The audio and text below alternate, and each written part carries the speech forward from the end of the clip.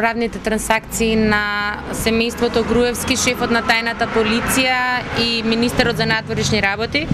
Сметаме дека јавното обвинителство е вистинската адреса на која денес треба да се обратиме и да побараме да излезат со никаков став.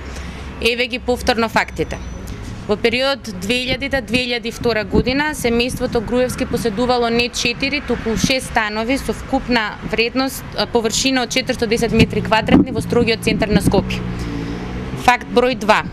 Бидејќи ДПМН тврди дека становите биле купени со кредит кој го исплаќала мајката на премиерот, сметаме дека јавниот обвинител е должен да поведе постапка и да утврди од кои примања пензионирана медицинска сестра може да плаќа 7050 евра месечна рата.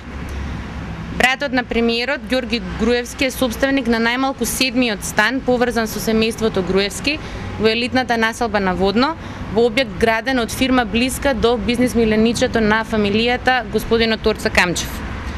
Факт број 4. Таткото на сопругата на Милошовски изградил 2 ултраскапи куќи во населбата Бардовци, иако тој самиот живее во скромна барака со плата на графички техничар. Факт број 6.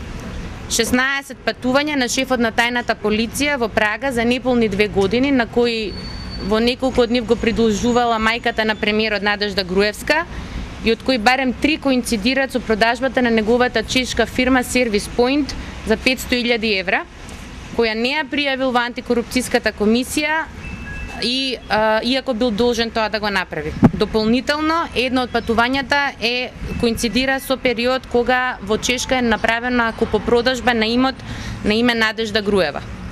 Го повикуваме јавниот обвинител по принципот на допрен глас, по службена должност да ги преземе сите неопходни действија за да ги расчисти сите евентуални злоупотреби на службената положба на највисоките владени функционери и да утврди дали постои противправно стекнување на имотно правна корист од нивна страна. Благодарам.